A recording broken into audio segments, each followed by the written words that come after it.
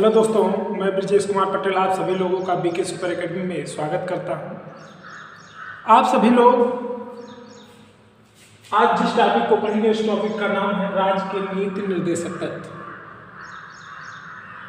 ये संविधान के भाग 4 में दिया गया है। अनुच्छेद की बात करें तो अनुच्छेद 36 से लेकर 51 के बीच इन चीज़ों का वर्णन किया गया है, क्योंकि हम जानते हैं कि हमारे संविधान में कितने भाग हैं, 22 भाग हैं। कितने अनुच्छेद है? 395 अनुच्छेद है। तो इन्हीं 22 भाग में से जो चौथा भाग आता है, पार्ट 4 जो आता है, उसे राज्य के नीति निर्देशक तत्व के नाम से जाना जाता है। और वर्णन की बात करें तो अनुच्छेद 36 से लेकर 51 तक की चीज़ों का वर्णन किया गया है। इसमें राज्य के नीति निर्देशक सिद्धांत क्या होंगे उनके बारे में बताया गया है। तो आज हम इसी टॉपिक को पढ़ेंगे, ठीक है। आइए देखते हैं कि अनुच्छेद 36 जो है इसमें क्या लिखा गया है। इसमें राज्य की परिभाषा लिखी गई है। अब राज्य की परिभाषा क्या होगी दोस्तों? तो राज्य की परिभाषा वही होगी जो मूल अधिकार भाग 3 में के अनुच्छेद 12 में जो राज्य की परिभाषा दी गई है, वही परिभाषा अनुच्छेद 36 में भी 36 में भी दी गई है कि राज्य की परिभाषा वही होगी जो अनुच्छेद 12 में वर्णित है। अब राज्य किसे कहते हैं? तो हम बात करें तो जो हमारे संविधान में लिखा गया राज्य की परिभाषा, उसमें राज्य शब्द का जो वर्णन है उसमें कहा कि राज्य हमारे विधानसभा को कहेंगे, हमारे विधानमंडल को राज्य कह सकते हैं, हमारे लोकसभा और राज्यसभा को, हमारे पार्लियामेंट को राज्य कह सकते हैं। कोई भी प्राधिकारी हो उसे राज्य कह सकते हैं। अन्य अथॉरिटी को हम राज्य कह सकते हैं। ऐसा कोई भी संस्था, ऐसी कोई भी कंपनी जो कैसी हो, वित्त पोषित हो, जो लोगों के कल्याण के लिए कार्य कर रही हो, उन सभी को राज्य की संज्ञा दी जाती है, उन्हें राज्य कहा जाता है। जैसे कि बात करें LIC की, तो LIC आम पब्लिक के लिए कार्य करती है तो इसे राज्य की संज्ञा दी जाती है। ऐसे तमाम बैंक है जिन्हें राज्य की संज्ञा दी जाती है।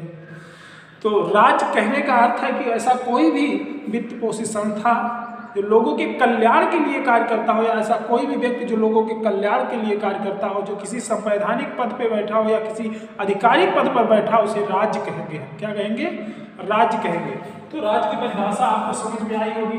हम बात करते हैं अनुच्छेद 37 की। तो अनुच्छेद 37 में कहा गया कि इस भाग में, अर्थात भाग 4 में वर्णित तत्वों का लागू होना, अर्थात भाग में जो तत्व वर्णित है, भाग 4 में जिन तत्वों, जिन सिद्धांतों का वर्णन किया गया है वो लागू होने चाहिए। और उसे लागू करने का कार्य कौन करेगा? तो इसे पार्लियामेंट करेगा। कौन करेगा?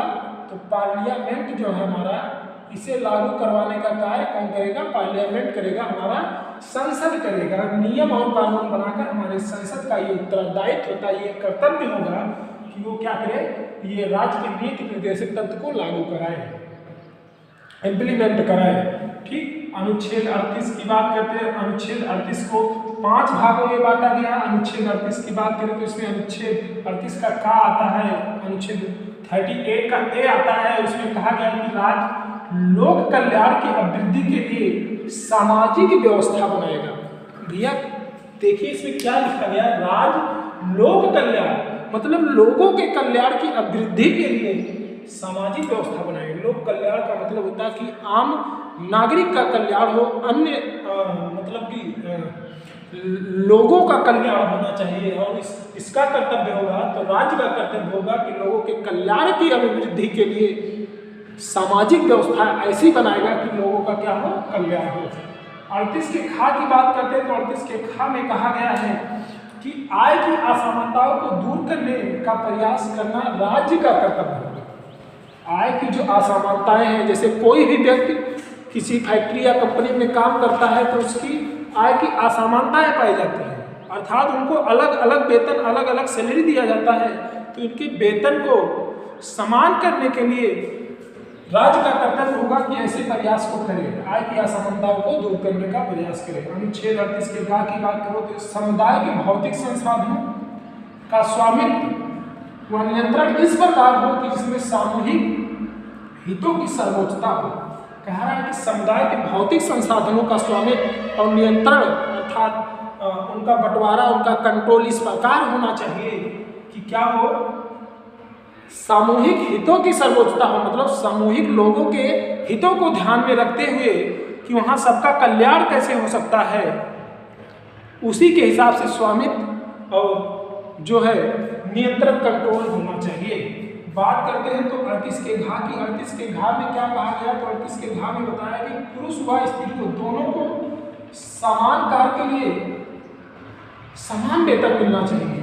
देखो, मेल हो चाहे फीमेल हो, दोनों को समान कार्य के लिए समान। अगर कोई फैक्ट्री है, कोई कंपनी है, कोई संस्था है जहाँ कोई व्यक्ति अर्थात कोई पुरुष और कोई महिला कार्य करते हैं, तो जितना सैलरी पुरुष को मिलना चाहिए उतना ही सैलरी, उतने ही काम के लिए महिला को भी मिलना चाहिए। उसमें कोई भेदभाव नहीं होना चाहिए कि ये महिला है तो इसे कम दिया जाए और ये पुरुष है तो इसे कम दिया जाए। दोनों को समान सैलरी, समान वेतन देना आवश्यक है। और ये जो अनुच्छेद बताता है कि ये किसका कर्तव्य होगा, तो ये राज्य का कर्तव्य होगा। अब राज्य किसे कहते हैं, हमने आपको बताया कि राज्य किसे हम कहते हैं, तो राज्य का ही कर्तव्य होगा पुरुष और स्त्री दोनों ही समान कार्य के लिए समान वेतन की व्यवस्था कराएं। अब बात करते हैं 38 की अंगा की। 38 की अंगा में क्या कहा गया है, 38 की अंगा में पुरुष और स्त्री कर्मकारों को स्वास्थ्य व शक्ति का तथा बालकों की सुकुमार अवस्था का दुरुपयोग नहीं होना चाहिए। पुरुष और स्त्री कर्मकार को जो उनके स्वास्थ्य, शक्ति तथा बालकों की सुकुमार अवस्था का दुरुपयोग नहीं होना चाहिए। कहने का अर्थ है कि पुरुष हो चाहे स्त्री, उसके स्वास्थ्य को ध्यान में रख के, उसके मैन पावर के हिसाब से, उसके शक्ति के हिसाब से, उसकी कार्य क्षमता के हिसाब से उसे कार्य प्रोवाइड किया जाना चाहिए। उसकी क्षमता के अनुसार उसे काम मिलना चाहिए। अब उसकी क्षमता जितनी हो उतना ही उसे कार्य करने की जो है उसे उतना ही कार्य करने को दिया जाना चाहिए। उसकी क्षमता के अनुसार ही उसे काम मिलना चाहिए तथा बालकों की सुकुमार अवस्था का दुरुपयोग नहीं होना चाहिए।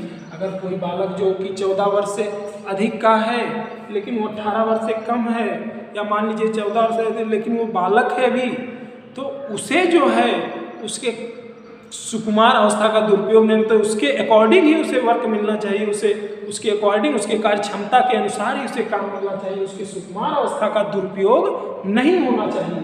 बात करते हैं तो अनुच्छेद 39 के। अनुच्छेद 39 में क्या कहा गया है, तो राज्य द्वारा अनुसरणीय कुछ नीति तत्व की बातों का वर्णन किया गया है। अब क्या होता है राज्य द्वारा अनुसरणीय कुछ नीति तत्व, तो इसमें अनुच्छेद 39 आता है और 39 के का की बात करते हैं तो इसमें कहा गया कि समान न्याय और निःशुल्क विधिक सहायता। लोगों को समान न्याय मिलना चाहिए और उसे निःशुल्क विधिक सहायता मिलनी चाहिए। कहने का अर्थ है कि कोई व्यक्ति अमीर हो, गरीब हो, अगर उसे न्यायालय की आवश्यकता है तो उसे न्याय मिलना चाहिए। और उसे ये व्यवस्था कौन उपलब्ध कराएगा, तो ये राज्य का कर्तव्य होगा कि राज्य ऐसी व्यवस्था बनाए कि लोगों का कल्याण हो सके।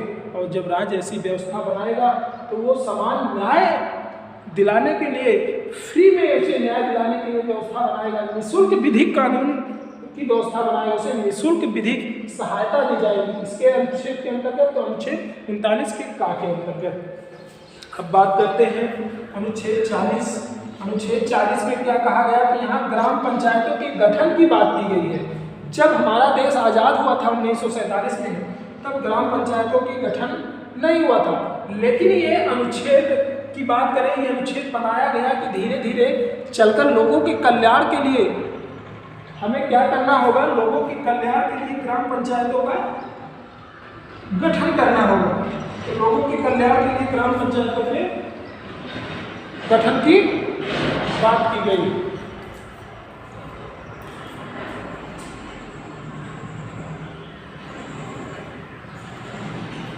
लोगों के कल्याण के लिए ग्राम पंचायत के गठन की बात की गई। तो 21 अनुच्छेद में अनुच्छेद 40। अनुच्छेद 41 की बात करते हैं तो अनुच्छेद 41 में कहा गया कुछ दशाओं में काम, शिक्षा, लोक सहायता पाने का अधिकार हर एक व्यक्ति का, प्रत्येक भारतीय नागरिक का ये अधिकार होगा।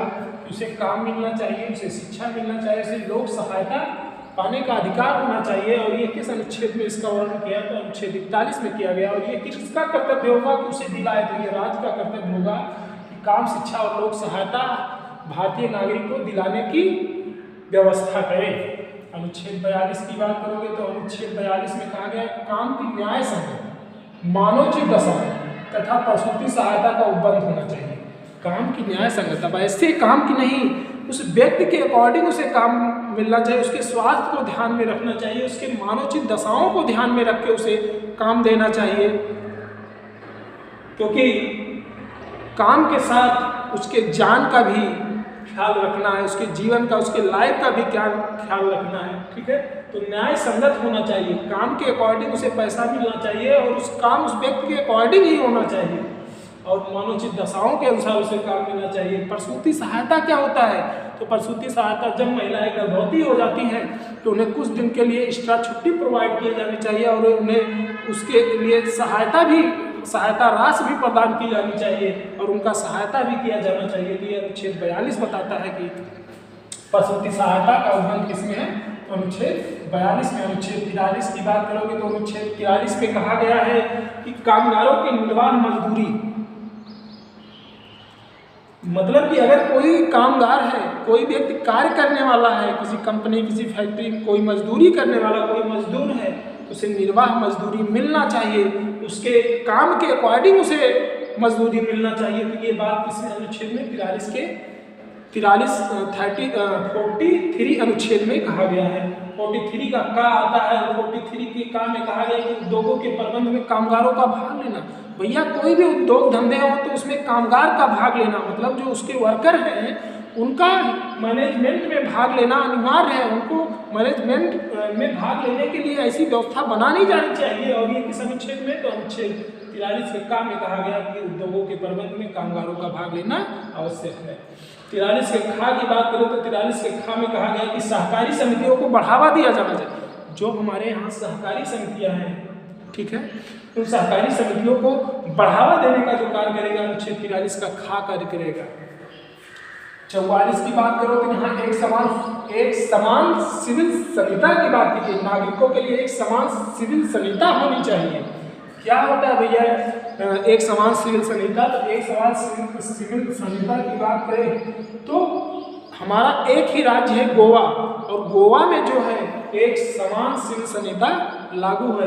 ठीक है, एक समान सिविल संहिता कहाँ लागू है? तो सिर्फ गोवा ही एक राज्य है जहाँ पर एक समान सिविल संहिता लागू हो गई नागरिकों के ऊपर। ये किस अनुच्छेद में? तो अनुच्छेद 44 में दिया गया। अनुच्छेद 45 की बात करोगे, अनुच्छेद 45 की बात करोगे तो अनुच्छेद 45 में बालकों के लिए निःशुल्क और अनिवार्य शिक्षा का उपबंध है। अब कोई भी बालक हो तो उसके लिए निःशुल्क और शिक्षा का उपबंध किया जाना चाहिए। पहले इसमें इसी अनुच्छेद में जो बालकों का अधिकार था, उन्हें शिक्षा पाने का अधिकार 1 से लेकर 14 वर्ष के जो बच्चे थे उनको शिक्षा पाने का अधिकार था, वो अनुच्छेद 45 में था। लेकिन उसे यहाँ से निकाल के अनुच्छेद 21 के ए में रख दिया गया है, उसे मौलिक अधिकार बना दिया गया है, मूल अधिकार बना दिया गया है। लेकिन वो पहले अनुच्छेद 45 में था तो यहाँ से उठा के वहाँ डाल दिया गया है और यहाँ पर लिख दिया कि बालकों के लिए निःशुल्क और अनिवार्य शिक्षा, मतलब 1 से 5 वर्ष के जो बालक हैं उनके लिए निःशुल्क और अनिवार्य शिक्षा की व्यवस्था की जानी चाहिए। तो अनुच्छेद 45 में। अनुच्छेद 46 की बात करते हैं, 46 की बात करते हैं तो 46 में SC ST तथा अन्य दुर्बल वर्गों के शिक्षा और अर्थ संबंधी हितों की अभिवृद्धि। SC हो चाहे ST हो चाहे अन्य कोई भी कैटेगरी का व्यक्ति हो जो दुर्बल हो, ठीक है, उसे शिक्षा और अर्थ दोनों रूप से सहायता दिया जाना चाहिए। उसको शिक्षा भी प्रदान की जानी चाहिए और उसे धन भी प्रदान किया जाना चाहिए। ठीक है, उसके हितों की रक्षा की जानी चाहिए, उसके हितों की वृद्धि की जानी चाहिए। इसमें बात कही गई है तो ये बात अनुच्छेद 46 में कही गई है। 47 की बात करोगे तो 47 में कहा गया है कि पोषाहार स्तर, जीवन स्तर को ऊंचा करने तथा लोक स्वास्थ्य को सुधार करने का कर्तव्य राज्य का होगा। राज्य का कर्तव्य होगा कि वो पोषाहार स्तर, जीवन स्तर को ऊंचा करने का प्रयास करे और लोक स्वास्थ्य को सुधार करने, मतलब जो लोग हैं, जो हमारे यहाँ के नागरिक हैं, उनके कल्याण के लिए, उनके पोषाहार स्तर, उनको कुपोषण से बचाने के लिए, उनके जीवन स्तर को ऊंचा बनाने के लिए, उठाने के लिए, लोगों के स्वास्थ्य को सुधारने के लिए राज्य का कर्तव्य होगा कि ऐसी व्यवस्था बनाए। अनुच्छेद 47 के बाद अनुच्छेद 48 आता है। अनुच्छेद 48 में क्या कहा गया? तो अनुच्छेद 48 की बात करोगे तो इसमें कृषि और पशुपालन के संगठन की बात की गई है। क्या होता है भैया कृषि और क्या होता है पशुपालन। इसके संगठन की व्यवस्था कौन बनाएगा, तो इसके संगठन की व्यवस्था राज्य का कर्तव्य होगा कि ऐसी व्यवस्था बनाए कि कृषि और पशुपालन का संगठन हो, और वहाँ से लोग क्या करें, कृषि के क्षेत्र में और पशुपालन के क्षेत्र में क्या करें, उनके स्तर को ऊंचा उठाया जाए। ठीक है। और बात करें 48 के का की, तो अनुच्छेद 48 के का में कहा गया, अनुच्छेद 48 के ए की बात कर रहे हैं, तो इसमें पर्यावरण का संरक्षण, संवर्धन, वन्य एवं वन्यजीवों की रक्षा की बात की। जो हमारे पर्यावरण है उनके संरक्षण और उनका संवर्धन होना चाहिए, और उनकी रक्षा, वहाँ पे रहने वाले वन्य जीवों की रक्षा भी होनी चाहिए। ये किसका कर्तव्य होगा, तो ये राज्य के कर्तव्य होगा कि ऐसी व्यवस्था बनाए कि हमारे यहाँ के पर्यावरण का संरक्षण, संवर्धन हो, वन्य जीवों की रक्षा हो। बात करें अनुच्छेद 48 और 48 की का, 48 की बात कर रहे हैं तो कृषि और कृषि पशुपालन संगठन की, और 48 के का में पर्यावरण का संरक्षण, संवर्धन, वन्य जीवों की रक्षा की बात की गई थी। अनुच्छेद 49 आता है, 49 आता है, इसमें राष्ट्रीय महत्व के स्मारकों, स्थानों, वस्तुओं के संरक्षण की बात की। जो हमारे पौराणिक स्थल हैं, जो हमारे स्मारक हैं, जो हमारे ऐतिहासिक स्थान हैं, उनकी रक्षा, उनके संरक्षण की बात अनुच्छेद 49 में कही गई है। और बात करें जैसे ताजमहल हो गया, लाल किला हो गया, तो इन सभी की जो स्मारक हैं, जो स्थान है, इनकी रक्षा की बात किसमें है, कि अनुच्छेद 49 में। और ये राष्ट्रीय महत्व की चीज़ें हैं, तो ये राज्य का कर्तव्य होगा कि इनका संरक्षण करें, इनकी रक्षा करें। अनुच्छेद 50 की बात करोगे तो इसमें कार्यपालिका से न्यायपालिका के पृथक्करण की बात की गई कि कार्यपालिका से न्यायपालिका का पृथक्करण होना चाहिए। दोनों का पृथक्करण होने से एक दूसरे के ऊपर जो है प्रेशर नहीं रहेगा, और किसी भी चीज़ को वो अपने अपने तरीके से करेंगे, तो जो हमारे देश की संवैधानिक व्यवस्था है वो अच्छे रूप से, सुचारू रूप से चल पाएगी। तो अनुच्छेद 50 में कहा गया कि कार्यपालिका से न्यायपालिका का पृथक्करण होना चाहिए, ये राज्य का कर्तव्य होगा कि ऐसी व्यवस्था बनाए रखे। अनुच्छेद 51 की बात करोगे तो अनुच्छेद 51 में कहा गया कि अंतर्राष्ट्रीय शांति और सुरक्षा की वृद्धि की जानी चाहिए। अनुच्छेद 51 में इंटरनेशनल पीस एंड सेफ्टी की बात की गई है, और इसको बहुत ही हमारे संवैधानिक की बात करें तो हमारे संविधान के अनुसार ये बहुत ही इम्पॉर्टेंट अनुच्छेद है। जो अनुच्छेद 51 अंतर्राष्ट्रीय शांति बनाए रखना है और सुरक्षा की वृद्धि करते रहना है। ये किसका कर्तव्य होगा, तो ये राज्य का कर्तव्य होगा कि ऐसी व्यवस्था को बनाए रखे। ठीक है। तो दोस्तों हमको लगता है कि ये जो अनुच्छेद हमने 36 से लेकर 51 आपके साथ वर्णन किए, आपको समझ में आएगा। एक अनुच्छेद आता है 51 का जो